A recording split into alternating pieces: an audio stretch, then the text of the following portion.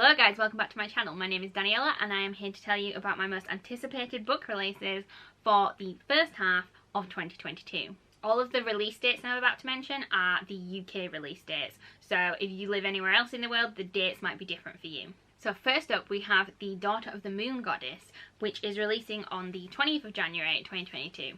This is a debut fantasy inspired by the Chinese legend of the Moon Goddess. I'm just going to read you the synopsis on Waterstones. It says, a young woman's quest to free her mother pits her against the most powerful immortal in the realm, setting her on a dangerous path where those she loves are not the only ones at risk. Growing up on the moon, Xingyin is accustomed to solitude, unaware that she is being hidden from the powerful celestial emperor who exiled her mother for stealing his elixir of immortality. But when her magic flares and her existence is discovered, Xingyin is forced to flee her home, leaving her mother behind. Alone, powerless and afraid, she makes her way to the Celestial Kingdom, a land of wonder and secrets. Disguising her identity, she seizes an opportunity to train in the Crown Prince's service, learning to master archery and magic, despite the passion which flames between her and the Emperor's son. To save her mother, Xingyin embarks on a perilous quest confronting legendary creatures and vicious enemies across the earth and skies. But when treachery looms and forbidden magic threatens the kingdom, she must challenge the ruthless Celestial Emperor for her dream, striking a dangerous bargain where she is torn between losing all she loves or plunging the realm into chaos. So this is going to be a duology, and it's going to include romance, Chinese mythology, and it just sounds really good. I can't wait for this. I prefer the American cover on this one. I have pre-ordered this, but I also think it might be coming in one of the book boxes. Not 100% sure though. Next up is Pandora. This comes out on the 27th of January. I'm not gonna lie, I kind of pre-ordered this because I really liked the sprayed edges that Waterstones have done. Shameful, I know. Let me just read you a bit about the book. It says, a pure pleasure of a novel set in Georgian London, where the discovery of a mysterious ancient Greek vase sets in motion conspiracies, revelations and romance. London 1799, Dora Blake is an aspiring jewellery artist who lives with her uncle in what used to be her parents' famed shop of antiques. When a mysterious Greek vase is delivered, Dora is intrigued by her uncle's suspicious behaviour and enlists the help of Edward Lawrence, a young antiquarian scholar. Edward sees the ancient vase as key to unlocking his academic future. Dora sees it as a chance to restore the shop to its former glory and to escape her nefarious uncle. But what Edward discovers about the vase has Dora questioning everything she believed about her life, her family, and the world as she knows it. As Dora uncovers the truth, she starts to realise that some mysteries are buried and some doors are locked for a reason. Gorgeously atmospheric and deliciously page-turning is what this book is described as. Pandora is a story of secrets and deception, love and fulfilment, fate and hope. So, aside from the sprayed edges, it also sounds really interesting. I'm really looking forward to reading a lot more stuff that includes like Greek and Chinese mythology and culture this year. Those are just things that are right up my street right now, and I have bought quite a few books that have got those in them, and I can't wait to read them. Next up we have This Woven Kingdom. This is coming out on the 3rd of February. I've also pre-ordered this on Waterstones, but I'm pretty sure Illumicrate are doing it in their January box, I think. I don't know whether to cancel my pre-order though, because I really like the original cover and I don't know if Illumicrate are going to change it. So I'm hoping that my Illumicrate box will come before Waterstone ships it and then I can decide to cancel it. Hopefully. Fingers crossed. So this book is by Tahira Mafi, who wrote the Shatter Me series. So it says, clashing empires, forbidden romance, and a long-forgotten queen destined to save her people. It says it's an epic romantic fantasy series inspired by Persian mythology.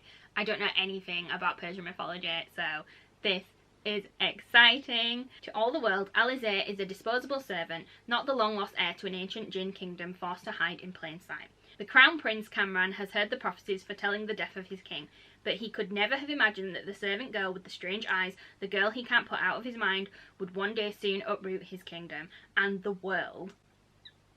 Perfect for fans of Leigh Bardugo, Sabah Tahir. This is the explosive first book in a new fantasy trilogy. I'm so excited. I'm really excited for this book. I don't know why.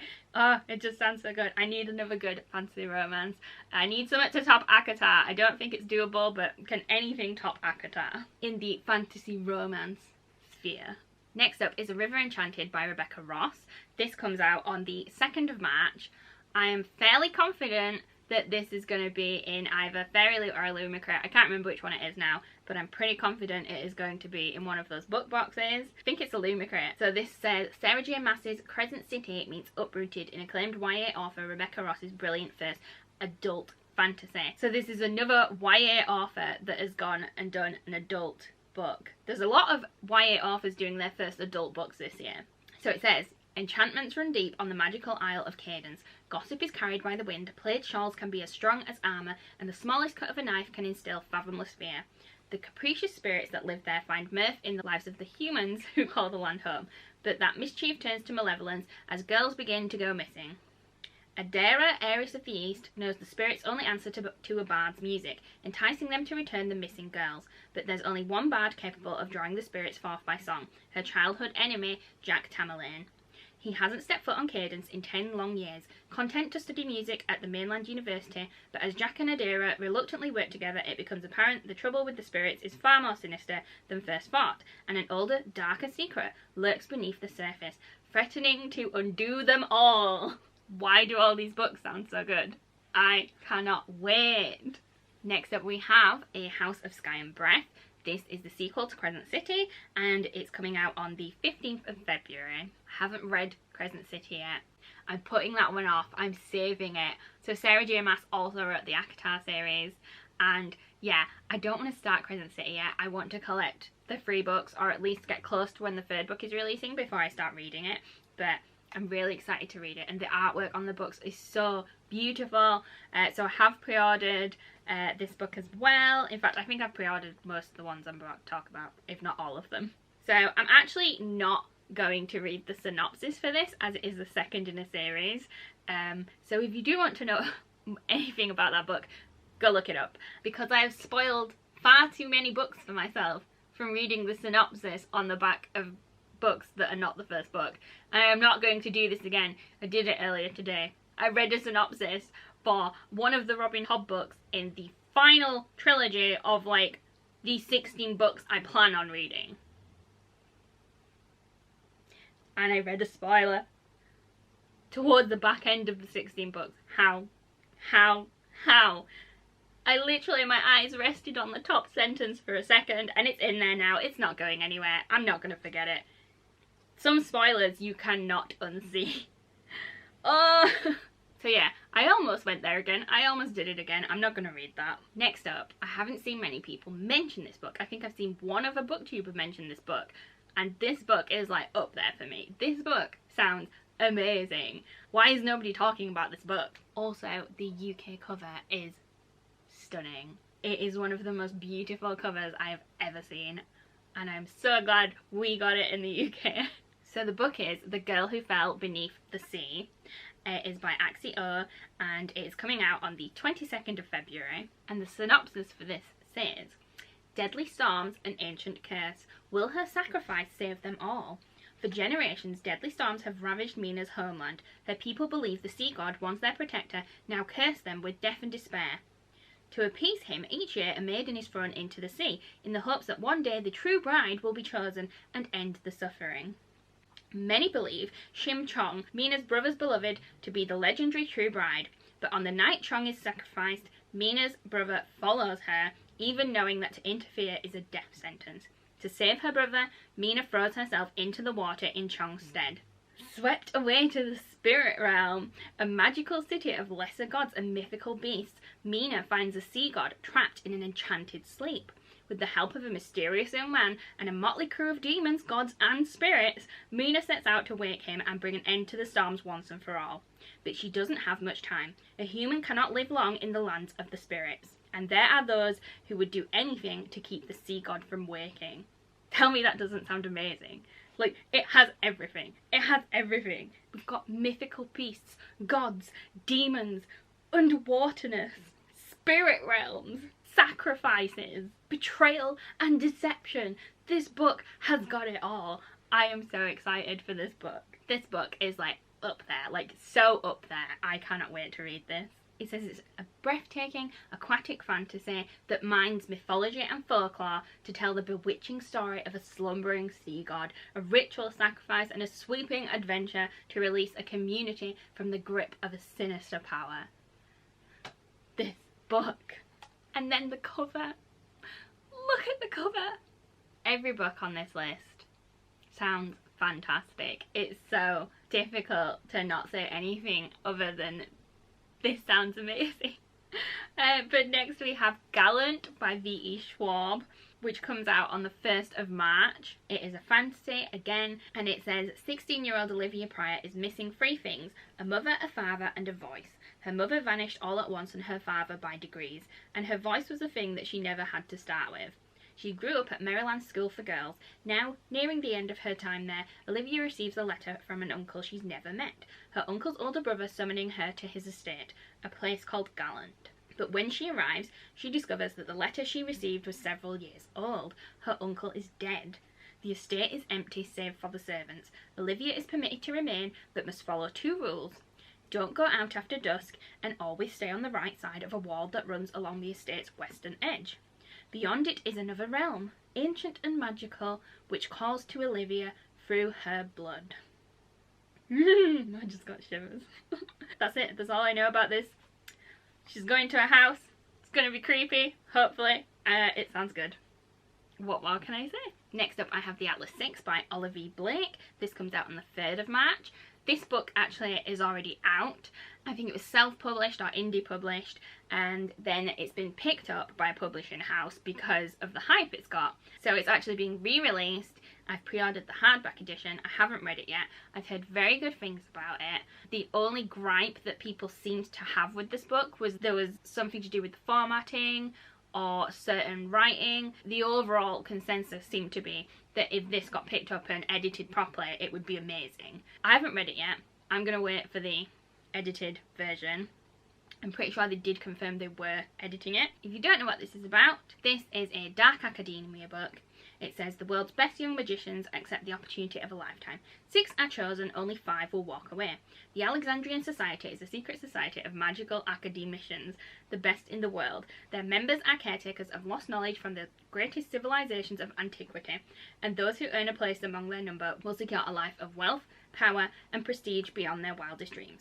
Each decade, the world's 6 most uniquely talented magicians are selected for initiation, and here are the chosen few. Tells you a bit about the characters. When the candidates are recruited by the mysterious Atlas Blakely, they are told they must spend 1 year together to qualify for initiation. During this time, they will be permitted access to the Society's archives and judged on their contributions to arcane areas of knowledge. 5, they are told, will be initiated, 1 will be eliminated. If they can prove themselves to be the best, they will survive. Most of them. So that is The Atlas 6. Next up we have Wild and Wicked Things by Francesca May. This comes out on the 31st of March. It is a fantasy set in the First World War. If I'm remembering right, I think there's a sapphic romance in this. So it says, in the aftermath of the First World War, a young woman gets swept into a glittering world filled with illicit magic, romance, blood debts, and murder in this lush and decadent debut novel. On Crow Island, people whispered real magic lurked just below the surface, but Annie Mason never expected her enigmatic new neighbour to be a witch. When she witnesses a confrontation between her best friend Bee and the infamous Emmeline Delacroix at one of Emmeline's extravagantly illicit parties, Annie is drawn into a glittering haunted world, a world where magic can buy what money cannot, a world where the consequence of a forbidden blood bargain might be death. And that's all it says for this book, and that's all I need for this book. Also, I really like the cover. Next up we have Fevered Star. This is coming out on the 19th of April. This is the second in a series. The first one is Black Sun. I've only just purchased it, so I haven't read it yet, but I've heard a lot of good things, and I'll just read you the synopsis for Black Sun because I don't want to read the synopsis for the second book in case we ruin anything. So the first book, Black Sun, says, a god will return when the earth and sky converge under the Black Sun. In the holy city of Tova, the winter solstice is usually a time for celebration and renewal, but this year it coincides with a solar eclipse, a rare celestial event prescribed by the sun priest as an unbalancing of the world. Meanwhile, a ship launches from a distant city bound for Tova and set to arrive on the solstice. The captain of the ship, Zayala, is a disgraced thief whose song can calm the waters around her as easily as it can warp a man's mind. Her ship carries 1 passenger, described as harmless. The passenger, Serapio, is a young man, blind, scarred, and cloaked in destiny. As Zayala well knows, when a man is described as harmless, he usually ends up being a villain. So that's all that I know about book 1. So yeah, I want to get the second book because I've heard many good things about the first book, and it's definitely something I'm interested in reading.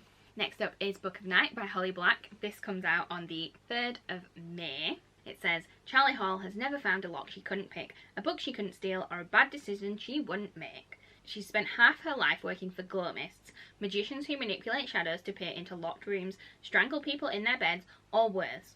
Glow-mists guard their secrets greedily, creating an underground economy of grimoires, and to rob their fellow magicians they need Charlie.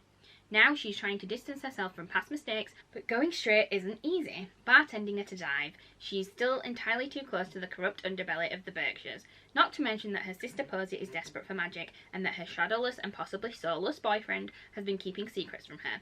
When a terrible figure from her past returns, Charlie descends back into a maelstrom of murder and lies. Determined to survive, she's up against a cast of doppelgangers, mercurial billionaires, glow-mists, and the people she loves best in the world, all trying to steal a secret that will allow them control of the shadow world and more. That's all I know. It still sounds good. I mean, they do write these things to make you want to buy the book, don't they? It's working. Next up is Glow by River Enchanted. This is coming out on the 19th of May. That's what it says on Amazon anyway, and so far there's only the Kindle edition up, so the date could change for this. I'm not entirely sure about physical copies, but this is the 4th book and I think final book in the Plated Prisoner series, which starts with Guild. If you want to know a bit more about that series, I've read the first 2 books. You can have a look at my top videos of 2021 and I'll talk a little bit more about that, but that's all I'm going to tell you for now. And the final book on my list for the first half of this year is Bladebreaker by Victoria Aveyard. This comes out on the 28th of June. It is the 2nd in a series, so it follows on from Realmbreaker. I haven't read Realmbreaker. I bought it in the Waterstones sale at the start of the year. So it's from the same author that did the Red Queen series, which I've also to read. I have a lot of reading to get done this year, guys. I'll read you the synopsis for Realmbreaker, which was the first in the series, and this says, save the world or end it. A strange darkness is growing in the ward. Even Corinne and Amarat can feel it, tucked away in her small town at the edge of the sea. Fate knocks on her door in the form of a mythical immortal and a lethal assassin, who tell Corinne that she is the last of an ancient lineage, with the power to save the world from destruction. Because a man who would burn kingdoms to the ground is raising an army unlike any seen before, bent on uprooting the foundations of the world. These sentences don't make sense. With poison in his heart and a stolen sword in his hand, he'll break the realm itself to claim it, and only Corinne can stop him. Alongside an unlikely group of reluctant allies, Corinne finds herself on a desperate journey to complete an impossible task with untold magic singing in her blood and the fate of the world on her shoulders. So that's the synopsis for Realmbreaker. The book I pre-ordered is Bladebreaker, which is the 2nd in the series. And again, I think I'll probably wait until the 3rd one is due out or is out before I read those, just because I ain't doing no cliffhangers. Let me know what your most anticipated releases are. What books are you looking forward to this year? Did you like the sound of any of the books I have mentioned? Had you heard of them already? Or have I given you new information? I'd love to have a little chat with you. Drop me a comment. I hope you enjoyed this video, guys. If you did, please give it a big thumbs up and subscribe to the channel if you haven't already. And I will see you next time.